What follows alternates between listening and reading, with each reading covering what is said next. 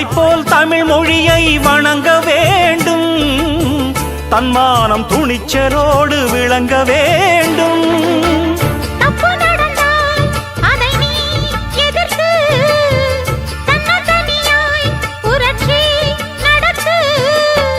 துணிந்தால் துக்கம் எல்லாம் தூரம் ஓடும்.